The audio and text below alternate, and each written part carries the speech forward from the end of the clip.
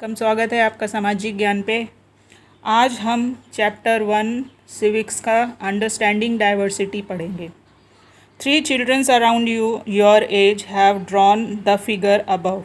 Use the empty box to draw your human figure.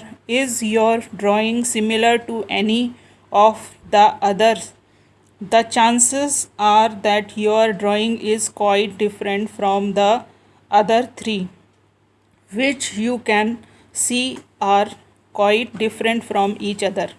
This is because each one of us has a unique drawing style. We not only don't look exactly like each other but also differ in terms of language we speak, our culture, cultural background, the religious rituals we observe, and of course the way we draw. Understanding diversity का मतलब होता है समझना है diversity को। Diversity का मतलब होता है अनेकता। सिंपल एक वर्ड में मीनिंग है इसका, अनेकता। आपके हाथ की 5 उंगलियां भी एक जैसी नहीं हैं, ये भी अलग अलग हैं, साइज़ में, शेप में थोड़ा बहुत फ़र्क है। एक तो इतना अलग है कि आपने उसका नाम ही अंगूठा रख दिया। डाइवर्सिटी का मतलब है, जैसे यहाँ पे बताया है कि 3 बच्चों ने 3 चित्र ड्रॉ किए हैं और वो तीनों एक दूसरे से अलग हैं। अगर इस एम्प्टी बॉक्स में जो यहाँ पे बॉक्स दे रखा है उसमें अगर आप भी कुछ ड्रॉ करेंगे, कोई ह्यूमन फिगर ड्रॉ करेंगे, तो वो भी इनके जैसा नहीं होगा, वो इनसे बिल्कुल अलग होगा। क्यों? क्योंकि हम सभी एक दूसरे से कुछ ना कुछ कई जगह पे अलग हैं। Now ask your teacher to help you check. How many of you have similar answers? Is there anyone whose list matches your exactly?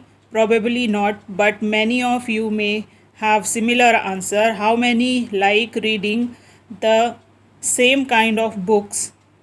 How many different languages are spoken by the students in your class?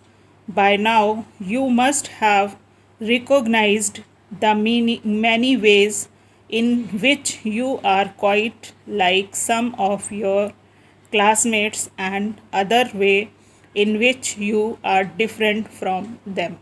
अब यहाँ पे एक छोटा सा question answer दे दिया है कि when I go out I like wear, जब बाहर जाता हूँ क्या पहनना पसंद करता हूँ।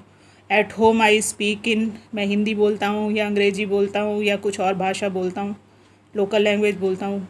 माई फेवरेट स्पोर्ट्स इज़, मुझे क्या खेलना पसंद है। हो सकता है मुझे फ़ुटबॉल खेलना पसंद हो, कुछ को कैरम पसंद होगा, कुछ को ludo.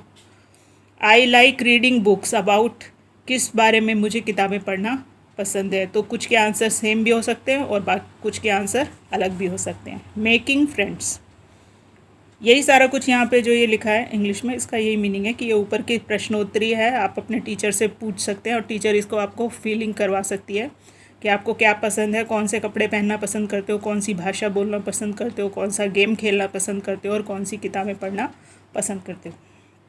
Making friends, do you think it would be easy for you to make friends with someone who was very different from you? Read the following story and think about this. आपको लगता है कि ये बहुत आसान है किसी को भी अपना दोस्त बना लेना, या ये डिफ़िकल्ट है आपके लिए? I had meant it as a joke, मैं इसको एक जोक की तरह लेता हूँ। A joke made up for a small ragged boy who sold newspaper at the Janpad crossing at the busy intersection. Every time I cycled past he would run after me, holding out the English paper and screaming out the evening's headlines in a mixture of Hindi and English words. This time I stopped by the pavement and asked for the Hindi paper. His mouth fell open. अब यहाँ एक story बताने की कोशिश कर रहे हैं कि एक लड़का है, ये एक तरह का जोक है उसके लिए, कि एक लड़का है जो उसके पीछे पेपर लेके भागता है, इंग्लिश का पेपर, और इंग्लिश का पेपर लेके भागने के पीछे उसका इंटेंशन क्या है कि वो पेपर ख़रीद ले। एक दिन वो रुकता है और उससे हिंदी का पेपर मांगता है, तो उस लड़के का मुंह खुले का खुला रह जाता है। You mean you know Hindi, he ask, उसने कहा इसका मतलब है कि आपको हिंदी आती है। Of course I said as I paid for the paper, मैंने कहा बिल्कुल, और पेपर के लिए पेमेंट कर दिया, जो भी 1-2 रुपये का पेपर था पैसे दे दिए। Why what did you think, क्यों, तुम्हें क्या लगा। ही पॉज्ड, वो कुछ रुका। But you look so angrez, he said. You mean you can even read in Hindi, उसने कहा कि तुम तो अंग्रेज जैसे दिखते हो और मुझको लगा कि तुम हिंदी नहीं पढ़ते होगे, तो क्या तुम हिंदी भी पढ़ लेते हो। इवन रीड हिंदी का मतलब तुम क्या हिंदी भी पढ़ सकते हो। Of course I can, I said this time a little impatiently, I can speak Hindi, I can speak, read and write Hindi. Hindi is one of the subject I study in school. बिल्कुल पढ़ सकता हूँ, मैं बोल सकता हूँ, पढ़ सकता हूँ और लिख सकता हूँ। Speak, read and right Hindi, Hindi is one of subject, मेरा एक विषय है जिसे मैंने पढ़ा है स्कूल में। Subjects, he asked, the subject, विषय। How could I explain what a subject was to someone who had never been to school? मैं कैसे समझाऊँ उस व्यक्ति को जो कभी स्कूल गया ही नहीं कि सब्जेक्ट क्या होता है। Well, it is something, हाँ कुछ होता है। I began, but the lights changed and the honking behind me grew 100 folds and I let myself be pushed along with the rest of the traffic. मैं कुछ कहता उससे पहले ही लाइट बदल गई और पीछे से हॉन्किंग करने लगे, हॉन्किंग बिहाइंड मी, पीछे से भौंपू बजने लगे बहुत सारे, और उन लोगों ने मुझे पुश किया कि मैं रोड जो है कि मैं अपनी गाड़ी को आगे बढ़ाऊँ, तो वो क्या हुआ, निकल गया। The next day he was there again, अगले दिन वो वहीं पे था। Smiling at me and holding out a Hindi paper, और उसने हिंदी का पेपर मेरी तरफ बढ़ाया। भैया, ही सैड, आपका अखबार, आपका पेपर, अखबार। अब बताइए ये सब्जेक्ट क्या चीज़ है, अब बताइए सब्जेक्ट क्या चीज़ है। The English word sound strange on his tongue, English के वर्ड्स जो थे वो बड़े अजीब लगते थे, अटपटे लगते थे उसके मुंह से। It sounded like its other meaning of in English to be ruled by someone else, ऐसा लगता था जैसे वो किसी विदेशी की बात करता है जब इस तरह से बात करता है कि ये सब्जेक्ट क्या होता है।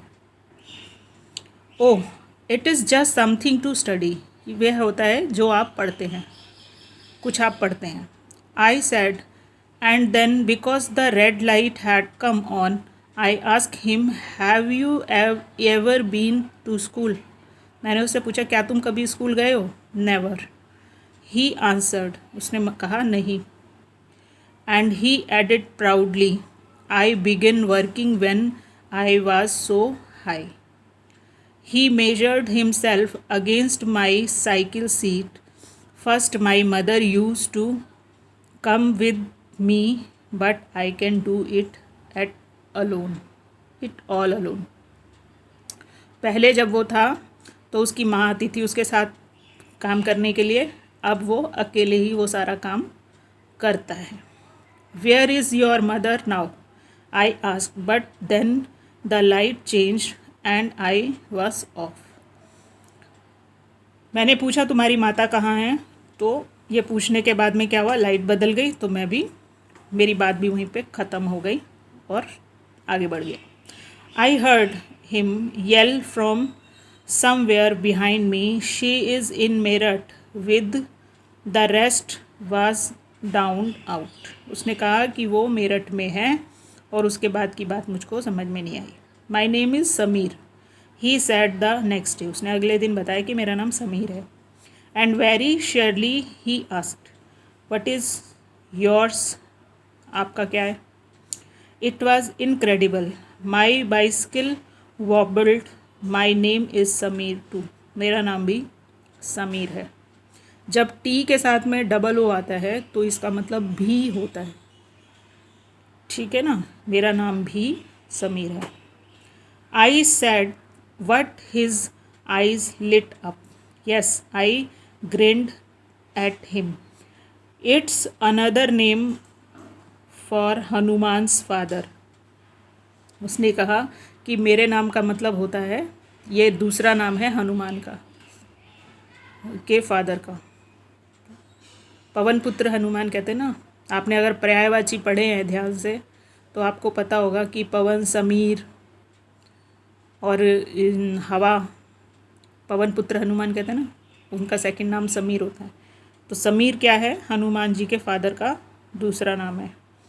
अच्छा, so now you are Sameer 1 and I am Sameer 2, he said ट्रम्पेटली।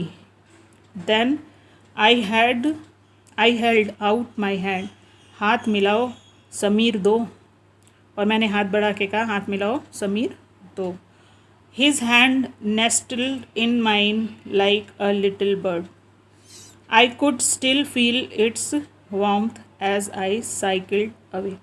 उसने बड़ी फुर्ती से हाथ मिलाया और मैं उसके हाथ की गर्माहट अपने हाथ में महसूस कर सकता था, इससे पहले कि मैं साइकिल वहाँ से हटाता।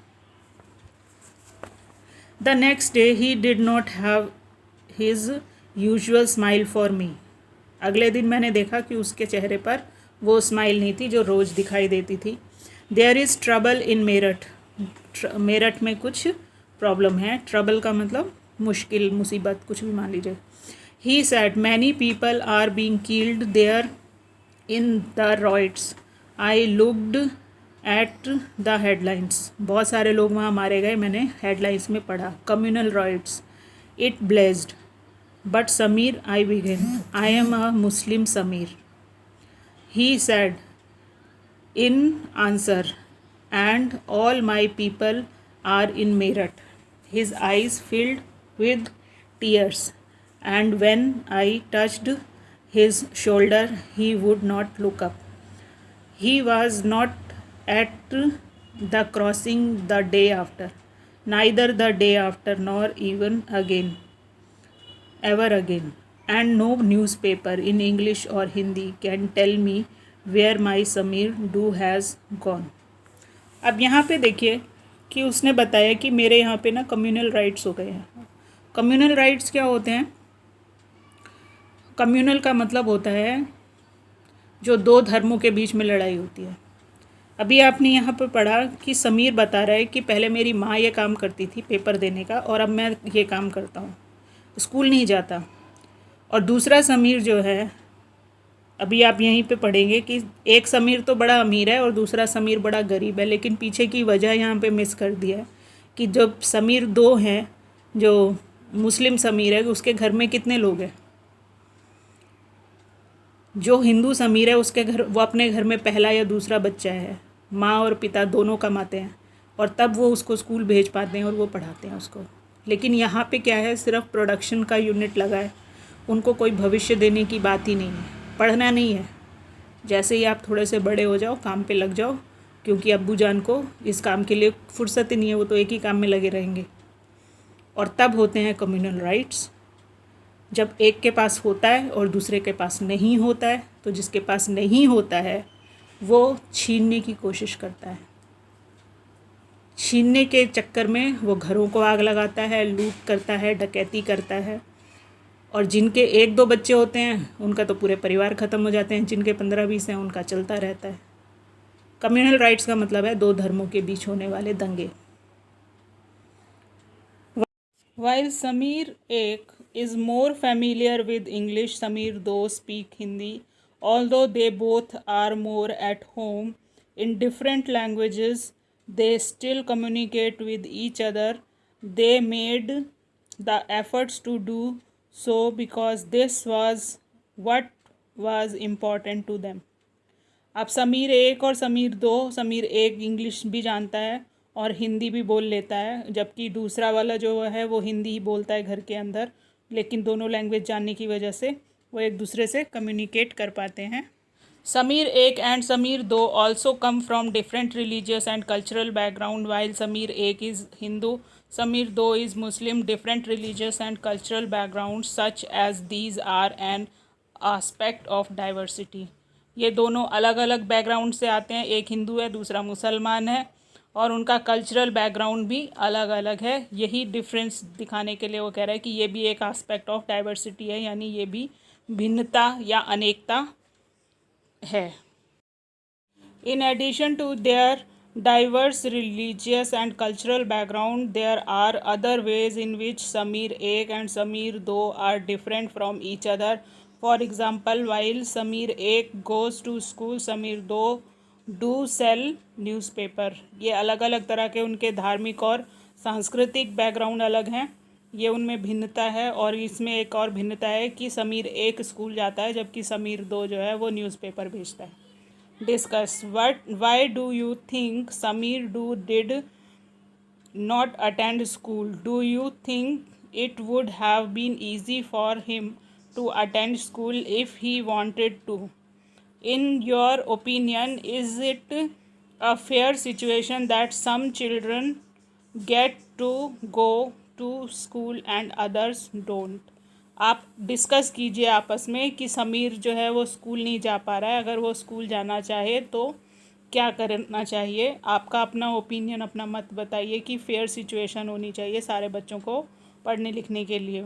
और मेरे हिसाब से माँ बाप की जिम्मेवारी होनी चाहिए कि उन्हें अपने बच्चों को स्कूल भेजना चाहिए, ना कि काम पर.